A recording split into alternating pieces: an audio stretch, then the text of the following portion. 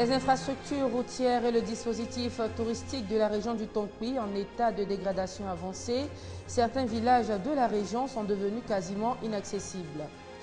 Et puis, c'est aujourd'hui, lundi 8 septembre, que débutent les audiences publiques des victimes de la crise post-électorale. Un tour dans ce journal en Ukraine où il y a eu des accrochages malgré le cessez-le-feu signé entre l'armée et les séparatistes pro-russes. Voilà pour le sommaire de cette édition. Bonjour à tous. Sachez à l'entame de ce journal que ce 8 septembre marque la célébration de la Journée internationale de l'alphabétisation. Cette journée, instituée par l'UNESCO en 1965, a pour thème cette année « Alphabétisation et développement durable ». Je vous l'annonçais en titre, plusieurs localités de la région du Tonkpi dans l'ouest montagneux sont confrontées à de nombreux problèmes d'infrastructures routières. Les récentes crises sociopolitiques ont rendu plus critique la situation de plusieurs villages. Il n'y a plus de route pour y arriver. Les infrastructures touristiques non plus ne sont pas épargnées. Toutes sont en train de tomber en ruine. Les populations désabusées appellent alors les autorités à l'aide. Doigt de laser. Le canton Groussé, dans le département de Danané, une localité enclavée. Plus de 5000 âmes vivant dans le canton sombrent dans le désespoir pour faute de route. Car ne dit-on pas que la route précède le développement? Le déplacement d'un village à un autre est un parcours du combattant pour les populations obligées de parcourir plus de 100 km à pied ou à moto pour se rendre à Danané, chef-lieu du département. Nous on prend de Danané à aller là-bas, jusqu'à la frontière, elle va un peu créer 17 000. Et puis la personne descend jusqu'à 16 000, on reste d'ici pour aller. Le coin, ça peut dépasser 100 km. La route reliant Danané au village de Daleux, érigée récemment en sous-préfecture, une première dans l'histoire du canton, est impraticable. Il faut 5 heures de voyage à moto pour atteindre la ville de Danané, après avoir déboursé la somme de 15 à 20 000 francs CFA, le transport pour une distance de 34 km. Depuis bientôt 15 ans, la voie principale Daleux-Danané jusqu'à Diempleu n'a pas connu de reprofilage. À telle enseigne que notre sous-préfet ne peut même pas accéder au chef-lieu de sous-préfecture avec sa voiture de commandement. Il vient à moto et il parcourt la moitié de la distance à pied. Même les femmes en travail, les plus difficiles, l'on est obligé de les transporter à moto, étant entendu qu'une moto ne peut pas transporter une femme enceinte. C'est la mort assurée. Il y a l'école, mais tous les maîtres ne sont pas accomplis. On n'a pas d'électricité. La maternité qui est là n'a pas une sage-femme bien assise. Bon, l'hôpital qui est là n'a pas des infirmiers au complet. Vraiment, il faut que le gouvernement nous aide. Malgré l'érection de Daleux en sous-préfecture, le canton Groussé souffre de manque d'infrastructures de développement. Pas d'électricité ni de l'eau potable. La plupart de nos villages sont plongés dans le noir. De grosses agglomérations, des chefs-lieux de sous-préfecture, beaucoup de nos sous-préfets s'éclairent à la lampe tempête. Ça fait partie de leurs soucis. Depuis 10 ans, il n'y a pas eu d'école dans cette région. Toujours dans la région du Tonkpi, beaucoup de localités souffrent encore des effets des crises sociopolitiques qu'a connu la Côte d'Ivoire. À Biankouman, les sites touristiques n'existent plus que de nom depuis plus de 10 ans. L'hôtel Les Lianes, le réceptif hôtelier bâti en habitat traditionnel de type case ronde, est tombé en ruine. Arbres et lianes se disputent murs et chambres. Même la piscine n'a pas échappé à l'abandon. Une situation que déplorent les populations de la localité. Il y avait 205 cases. Ça joue aussi sur le problème économique, puisque quand le village est fréquenté par les touristes, il va de soi que les paysans, ceux qui savent fabriquer quelque chose, comme les artisans, même les femmes qui partaient au champ, le groupe qui faisait aussi le pont de liane, tout le monde gagnait. Tout est tombé en ruine. Nous n'avons presque plus d'espoir. L'hôtel Les Lianes constituait autrefois une attraction pour les touristes occidentaux et africains avant les différentes crises sociopolitiques en Côte d'Ivoire. Pour les populations et les autorités politiques de la commune de Biankouman, la réhabilitation de cet édifice devrait favoriser la relance du tourisme dans le département. Celui qui a laissé cet héritage, c'est l'ancien ministre des Tourismes de Côte d'Ivoire, Loa Diomandé. Aujourd'hui, voir ce joyau hôtelier en ruine, je ne suis que triste. Je voudrais inviter tous les opérateurs économiques qui sont engagés dans le tourisme, dans l'hôtellerie, à venir découvrir ce site. L'hôtel Les Lianes recevait par jour plus de 100 touristes nationaux et internationaux attirés par le pont de Liane de Guessesso, les masques et les danses du terroir d'An. C'est ce lundi 8 septembre que les victimes de la crise post-électorale prennent la parole publiquement. Il en sera ainsi au cours des 2 mois à venir. Pour l'instant, une trentaine de cas doit passer devant les commissaires.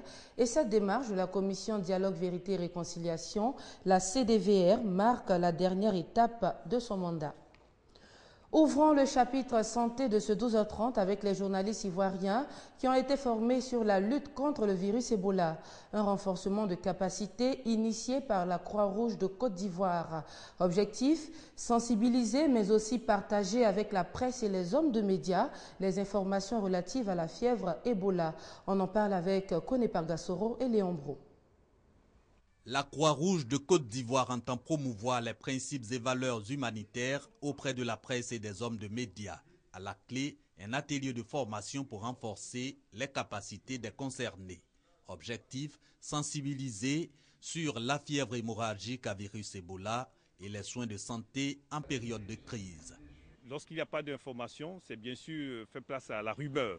Donc la Croix-Rouge, soucieuse véritablement d'apporter son assistance et son aide au niveau de la population, s'est dit qu'il était normal d'abord d'associer dans un premier temps nos amis de la presse pour leur permettre justement d'avoir les bonnes informations pour pouvoir divulguer à la population afin que la population soit apaisée, rassurée face au virus Ebola. Pour les journalistes, cet atelier de formation est salutaire. La Croix-Rouge nous a instruits en tant que journalistes.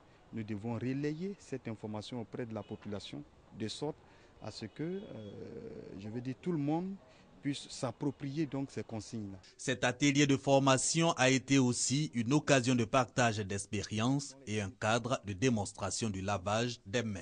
Je sens mes mains très propres avec tous ces déplacements que j'ai fait et emprunter les véhicules communs. La Croix-Rouge invite également au respect des consignes du ministère de la Santé et de la lutte contre le sida pour éviter l'entrée du virus Ebola en Côte d'Ivoire.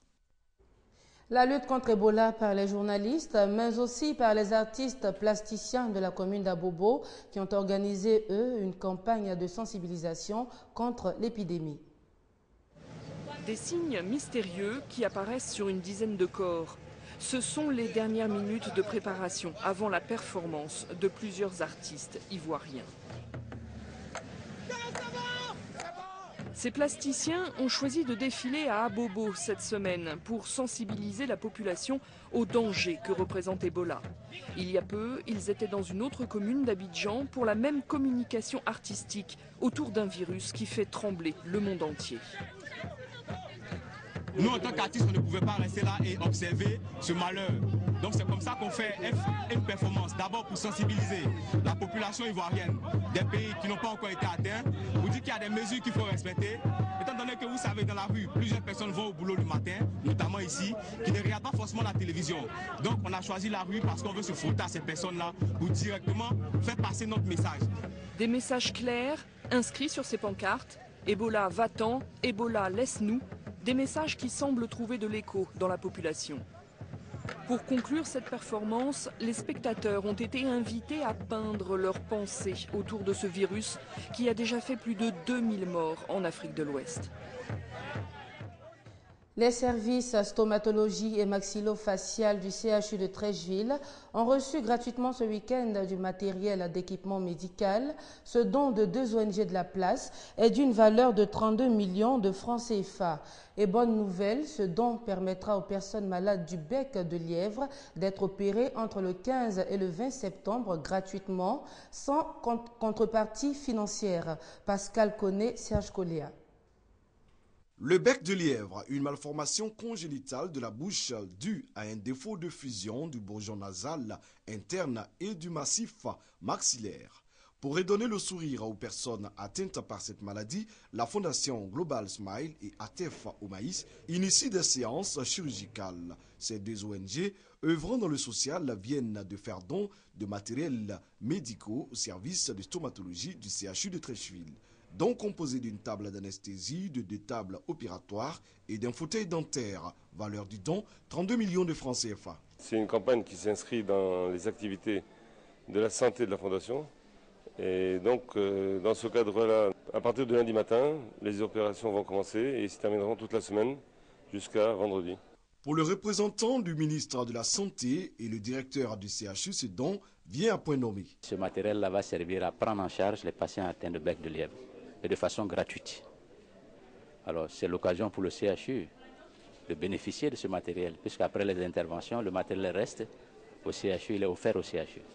Donc nous sommes doublement satisfaits d'aider la population gratuitement et de bénéficier aussi du matériel pour renforcer notre plateau technique en vue de prendre en charge d'autres malades. Ce matériel sera utilisé lors de la séance de consultation ce lundi 8 septembre au service de stomatologie du CHU de Treichville. Le Palais de la Culture d'Abidjan, transformé ces dernières 48 heures en espace gastronomique géant, une cinquantaine de spécialistes des grillades et plus de 100 000 festivaliers s'y sont donné rendez-vous. Le Royaume du Maroc était l'invité d'honneur de cette 7e édition du Festival des grillades d'Abidjan. Le point avec nous Sangaré et Léon Brou. Pour la 7e édition, ce sont plus de 1000 festivaliers qui ont pris part au Festival des grillades d'Abidjan, une fois gastronomique devenu l'un des événements les plus populaires de la capitale économique ivoirienne. Normal, le Festival des grillades est initié pour promouvoir l'art culinaire ivoirien. Ce festival est né déjà en 2008. Nous avions souhaité à cette époque-là faire la promotion de l'art culinaire ivoirien, notamment des grillades. Et nous avons créé cet espace-là qui regroupait les meilleurs restaurateurs, grilleurs d'Abidjan. Et nous y avons adjoint un peu d'agrément, la musique, et voilà. Sélectionnés parmi les meilleurs du pays, 50 braiseurs proposent divers mets, crabes poilus braisés, poulets braisés, choukouya de mouton, etc. Des spécialités, source d'attraction de nombreux amis et familles, en quête de moments de convivialité, en compagnie de bons rafraîchissements. J'ai toujours aimé, donc j'ai voulu faire un tour pour voir les différentes spécialités du pays, voilà, en grillade quoi. L'organisation est bien, il y a assez de nourriture pour tout le monde et puis ça se passe bien. Mais apparemment ça doit être bon parce que l'odeur déjà nous ravit. Ouais, beaucoup de monde, une jolie ambiance, c'est génial. Ça c'est ici, le poulet grillé, le poisson grillé, ça c'est le meilleur du monde. L'affluence est dense, il y a du monde.